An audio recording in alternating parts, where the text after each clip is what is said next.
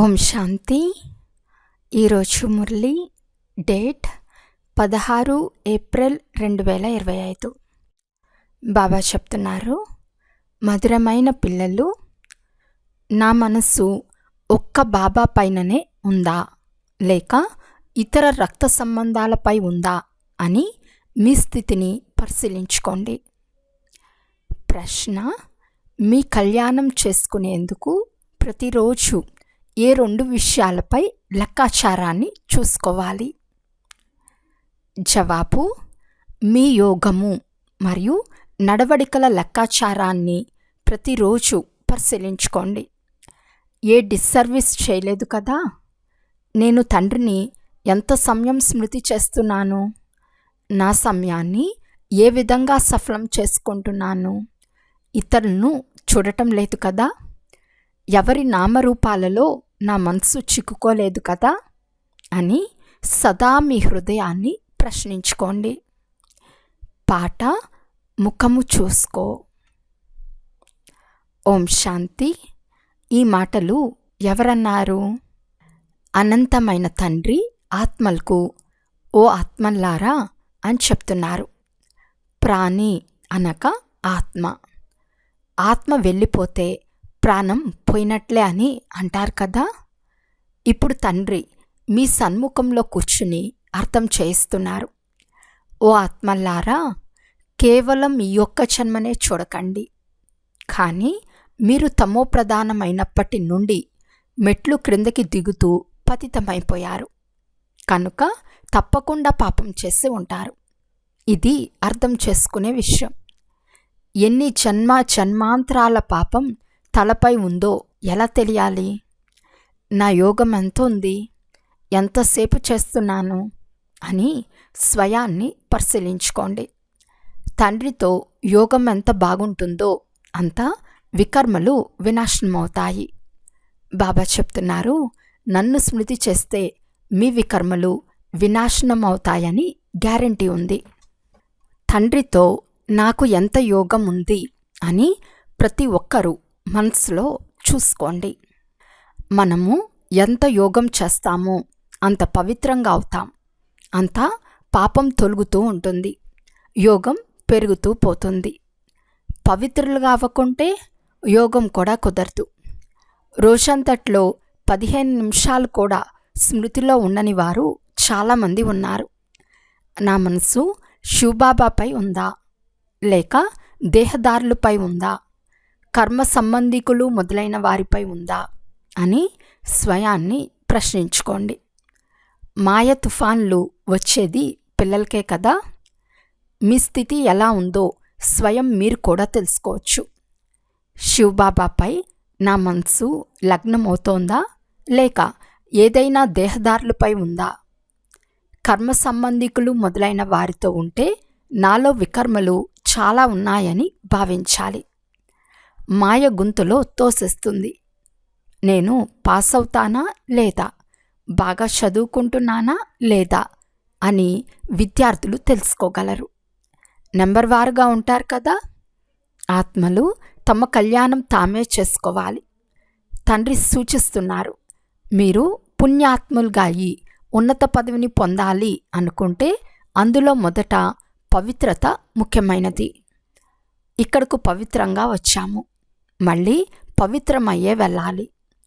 పతితులు ఎప్పుడూ ఉన్నత పదవి పొందలేరు.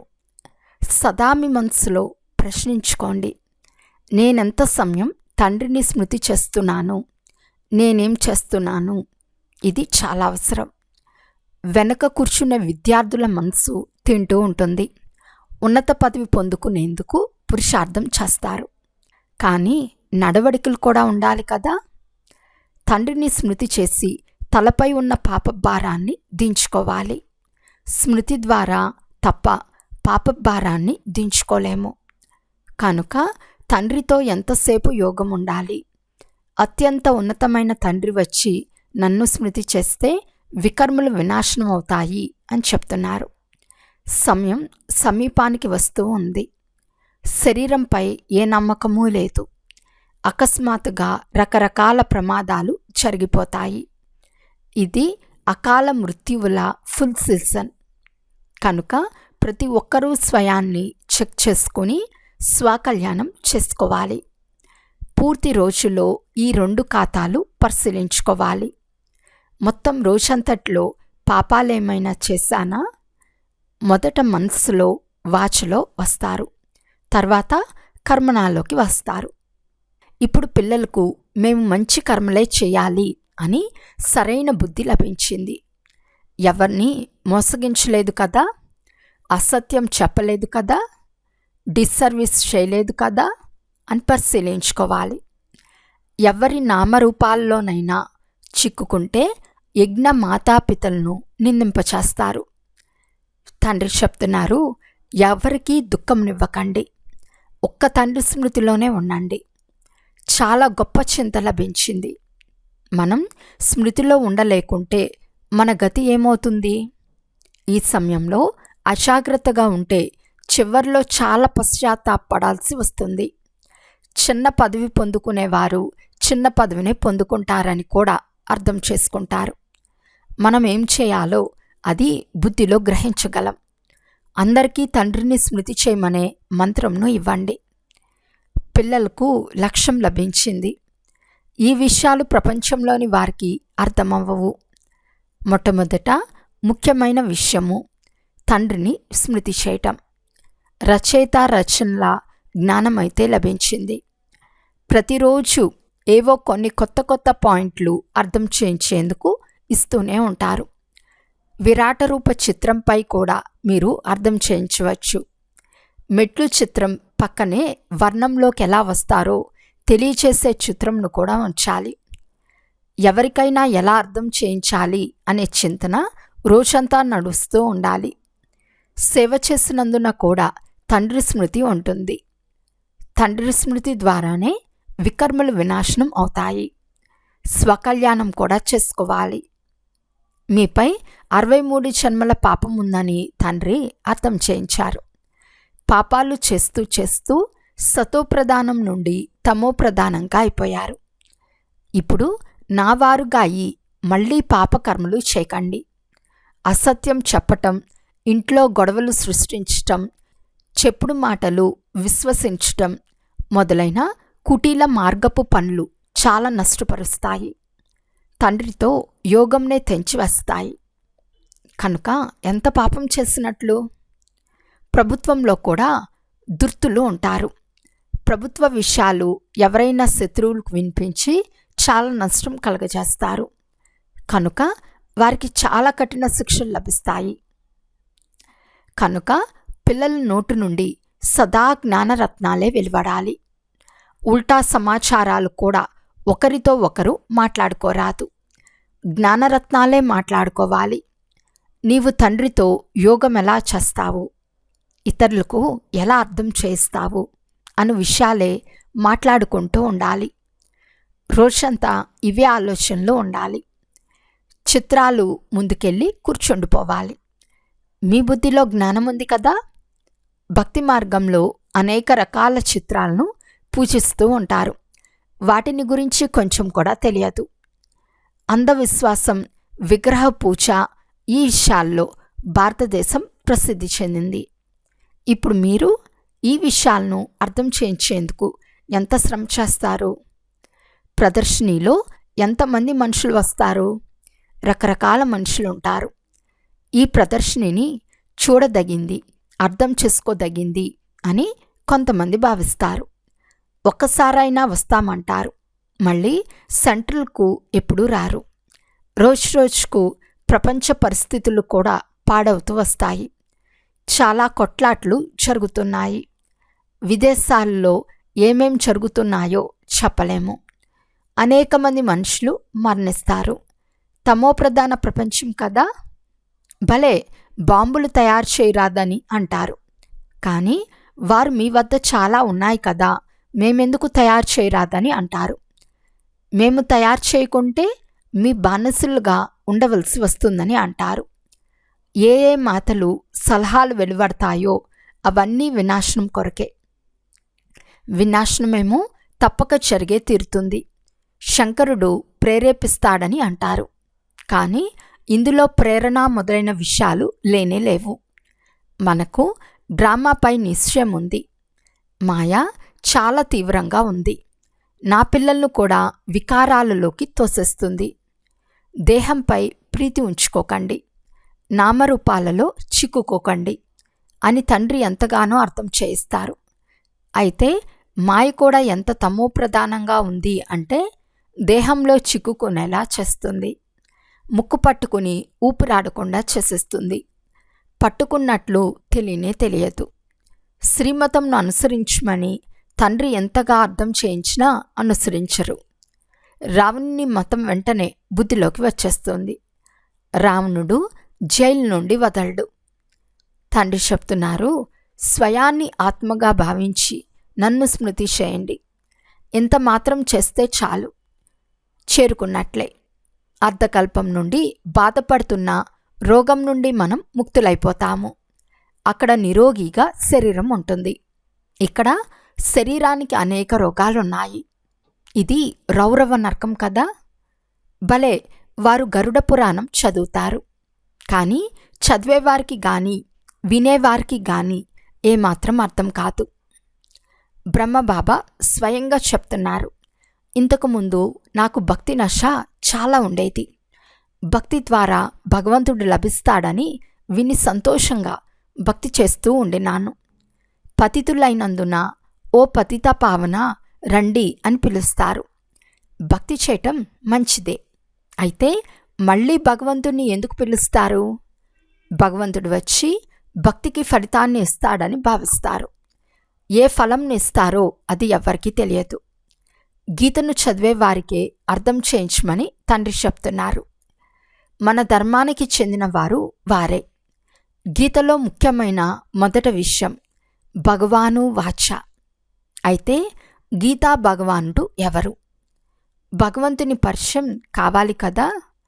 ఆత్మ అంటే ఏమిటో, పరమాత్మ అంటే ఎవరో మీకు తెలిసిపోయింది. మనుషులు జ్ఞాన విషయాలు విని ఎంతో భయపడతారు. వారికి భక్తి ఎంతో బాగుంటుంది. జ్ఞానం అంటే 3 కోసాల దూరం పెరగడతారు. అరే, పావనంగా అవ్వటం మంచిది కదా. ఇప్పుడు పావన ప్రపంచ స్థాపన, పతిత ప్రపంచం వినాశనం జరుగుతుంది. అయితే ఎంత చెప్పినా అస్సలు వినరు. తండ్రి ఆదేశం, చెడు వినకు, చెడు చూడకు. అయితే మాయ బాబా మాటలు వినకు అని చెప్తుంది. శివబాబా జ్ఞానం వినవద్దని మాయే ఆదేశిస్తుంది. మాయ ఎంతో చోరుగా చంపదెబ్బలు వేస్తుంది అంటే జ్ఞానం బుద్ధిలో కూర్చోదు. తండ్రిని స్మృతి చేయలేరు. బంధుమిత్రులు, దేహదారులు గుర్తుకొస్తారు. బాబా ఆజ్ఞను పాటించరు. తండ్రి నన్ను ఒక్కరినే స్మృతి చేయండి అని చెప్తారు. అయితే తండ్రి ఆజ్ఞ ఉల్లంఘించి మాకు ఫలానా వారు గుర్తు వస్తున్నారని అంటారు. అలా దేహదారులు గుర్తుకొస్తే క్రింద పడిపోతారు. ఈ విషయాలపై అసహ్యం కలగాలి. ఇది పూర్తిగా చెడిపోయిన ప్రపంచం. మన కొరకు నూతన స్వర్గం స్థాపన అవుతూ ఉంది.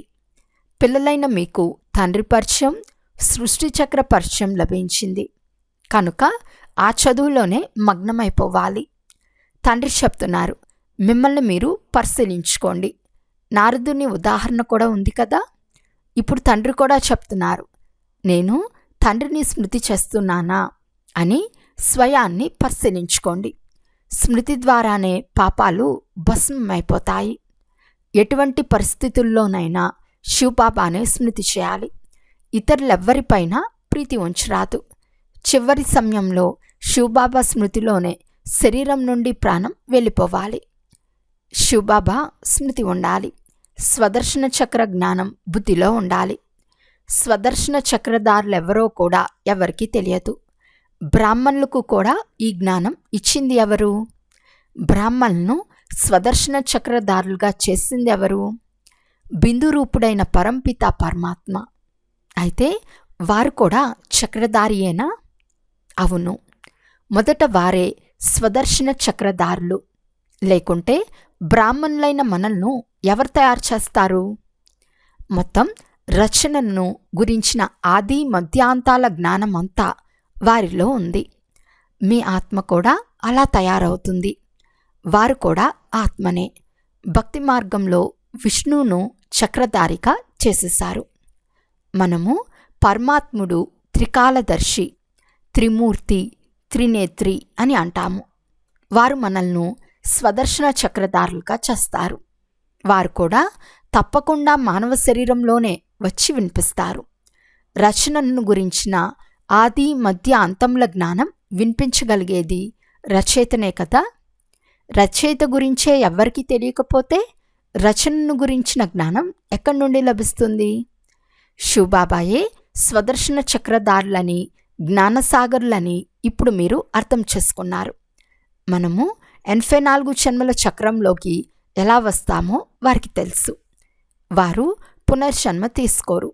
వారిలో జ్ఞానం ఉంది. ఆ జ్ఞానాన్ని మనకు వినిపిస్తారు. కనుక మొదట స్వదర్శన చక్రధారి శివబాబాయే. వారే మనల్ని స్వదర్శన చక్రధారులుగా చేస్తారు. వారు పతిత పావనులు కనుక మనల్ని పావనంగా చేస్తారు. రచయిత కూడా వారే. తండ్రికి పిల్లల జీవితమంతా తెలుసు కదా. శివబాబా బ్రహ్మ ద్వారా స్థాపన చేయిస్తారు. చేయించేవారు కదా. మీరు కూడా నేర్చుకుని నేర్పించండి. తండ్రి మనల్ని చదివించి ఇతరులు కూడా చదివించమని చెప్తారు. కనుక మిమ్మల్ని శివబాబాయే స్వదర్శన చక్రధారులుగా చేస్తారు. నా వద్ద సృష్టి చక్ర జ్ఞానం ఉంది, అందుకే నేను మీకు వినిపిస్తున్నానని అంటున్నారు. కనుక 84 జన్మలు ఎలా తీసుకుంటారో ఆ కథ అంతా మీ బుద్ధిలో ఉండాలి. ఇది మీ బుద్ధిలో ఉన్న చక్రవర్తి రాజులుగా అవ్వగలరు. ఇది జ్ఞానం. అయితే పాపాలు యోగం ద్వారానే తొలగిపోతాయి. రోజంతటి లెక్కాచారాన్ని తీయండి. స్మృతి చేయకుంటే లెక్కాచారం ఏముంటుంది? రోజంతట్లో ఏమేం చేశారో మీకు గుర్తుంటుంది కదా. ఎన్ని శాస్త్రాలు చదివారో, ఎంత పుణ్యం చేశారో లెక్కాచారం అంతా రాసే మనుషులు కూడా ఉంటారు. అయితే మీరు ఎంత సమయం స్మృతి చేశారు, ఎంత సంతోషంగా తండ్రి పరిచయం ఇచ్చారు అని మీరంటారు. తండ్రి ద్వారా ఏ పాయింట్లు లభించాయో వాటిని క్షణక్షణం మంతనం చేయండి. లభించిన జ్ఞానాన్ని మీ బుద్ధిలో గుర్తుంచుకోండి. ప్రతిరోజు మురళి చదవండి, అది కూడా చాలా మంచిది. మురళిలోని పాయింట్లను మాటి మాటికి మంతనం చేయండి. ఇక్కడ ఉన్నవారికంటే విదేశాల్లో ఉన్నవారు ఎక్కువగా స్మృతి చేస్తారు. చాలామంది బంధనంలో ఉన్నారు. వారు బాబాను కూడా ఎప్పుడు చూడలేదు. అయితే ఎంత స్మృతి చేస్తారంటే వారికి సదా నష ఎక్కి ఉంటుంది. ఇంట్లో ఉండగానే సాక్షాత్కారం అవుతుంది, లేక వింటూ వింటూ అనుకోకుండానే నిశ్చయమైపోతుంది. కనుక తండ్రి చెప్తున్నారు, మేము ఎంత ఉన్నత పదవి పొందుకుంటాము, మా నడవడిక ఎలా ఉంది అని లోపల చెక్ చేసుకుంటూ ఉండండి. ఆహార పానీయాల విషయాలలో ఎలాంటి లోపము, అత్యాశ లేదు కదా. ఏ అలవాటు ఉండరాదు. ముఖ్యమైనది అవ్యభిచారి స్మృతిలో ఉండటం. నేను ఎవరిని స్మృతి చేస్తున్నాను, ఎంత సమయం ఇతరులను స్మృతి చేస్తున్నాను అని ప్రశ్నించుకోండి. జ్ఞానం కూడా ధారణ చేయాలి. పాపాలు కూడా కట్ అవ్వాలి. కొంతమంది ఎంత పాపం చేశారు అంటే చెప్పలేం. భగవంతుడు ఈ పని చేయమని చెప్తారు, కానీ మేము పరవశమై ఉన్నామని, అనగా మాయకు వశమై ఉన్నాము అని అంటారు. అలాగే మాయవశంలోనే ఉండండి. మీరు శ్రీమతంను అనుసరించాలా లేక మన్మతంనా? ఈ స్థితిలో మేము ఎంతవరకు పాస్ అవుతాము, ఏ పదవిని పొందుకుంటాము అని పరిశీలించుకోవాలి. 21 జన్మలు నష్టపోతారు. కర్మాతీత స్థితి వచ్చినప్పుడు దేహాభిమానం అనే పేరే ఉండదు. అందుకే దేహీ అభిమానులుగా అవ్వండని చెప్పటం జరుగుతుంది. అచ్చా, మధురాతి మధురమైన అపురూపమైన పిల్లలకు మాతాపిత బాప్దాదాల ప్రియస్మృతులు మరియు గుడ్ మార్నింగ్. ఆత్మీక పిల్లలకు ఆత్మీక తండ్రి నమస్తే. ఆత్మీక తండ్రికి ఆత్మీక పిల్లల యొక్క ప్రియస్మృతులు మరియు నమస్తే నమస్తే నమస్తే. ధారణ కొరకు ముఖ్య సారము. ఫస్ట్ పాయింట్, యజ్ఞపితను నిందింపచేసే ఏ కర్తవ్యాన్ని చేరాదు. తండ్రి ద్వారా లభించిన రైటియస్ బుద్ధి ద్వారా మంచి కర్మలు చేయాలి. ఎవ్వరికి దుఃఖంను ఇవ్వరాదు. సెకండ్ పాయింట్, పరస్పరం ఉల్టా సుల్టా సమాచారం గురించి మాట్లాడుకోరాదు. పరస్పరం జ్ఞాన విషయాలే మాట్లాడుకోవాలి. అసత్యం, సైతాని మాటలు, ఇంట్లో గొడవలు సృష్టించు విషయాలు ఇవన్నీ వదిలి నోటి ద్వారా సదా జ్ఞానరత్నాలే వినిపించాలి. చెడు మాటలు వినరాదు, వినిపించరాదు. ఈరోజు వరదానము. 5 వికారాలనే శత్రువును పరివర్తన చేసి సహయోగిగా చేసుకునే మాయాచీత్ జగజ్జీత్ భవ. విజయులుగా అయ్యేవారు శత్రువు యొక్క రూపాన్ని తప్పకుండా పరివర్తన చేస్తారు. కనుక మీరు వికారాల రూపీ శత్రువును పరివర్తన చేసి సహయోగి స్వరూపంగా చేసుకోండి. దీని ద్వారా అవి మీకు సదా సలాం చేస్తూ ఉంటాయి. కామ వికారాన్ని శుభకామన యొక్క రూపంలోకి, క్రోధాన్ని ఆత్మిక నశారూపంలోకి, లోభాన్ని అనాసక్తి వృత్తి యొక్క రూపంలోకి, మోహాన్ని స్నేహం యొక్క రూపంలోకి, దేహాభిమానాన్ని స్వాభిమానం యొక్క రూపంలోకి పరివర్తన చేస్తే మాయాచీతులుగా, జగజ్జీతులుగా అవుతారు. స్లోగన్: రియల్ గోల్డ్లో మేరాపన్ అంటే నాది అనేది అలాయ్. ఇది విలువను తగ్గించేస్తుంది. అందువలన మేరాపన్ను సమాప్తం చేయండి. అవ్యక్త సూచన: కంబైన్ రూపం యొక్క స్మృతి ద్వారా విజయులుగా అవ్వండి. ఎప్పుడైనా ఏదైనా కార్యంలో కానీ, సేవలో కానీ ఒంటరిగా అనుభవం చేస్తారో అప్పుడు అలసిపోతారు. అప్పుడు 2 భుజాలు కలిగిన వారిని తోడుగా చేసుకుంటారు. 1000 భుజాలు కలిగిన వారిని మర్చిపోతారు. 1000 భుజాలు కలిగిన వారు తన పరంధామాన్ని వదిలి మీకు తోడుగా ఉండేందుకు వచ్చి ఉంటే వారిని మీ చెతలో కంబైన్డ్గా ఎందుకు ఉంచుకోరు? సదా బుద్ధి ద్వారా కంబైన్డ్గా ఉంటే సహయోగం లభిస్తూ ఉంటుంది. అచ్చా, ఓం శాంతి.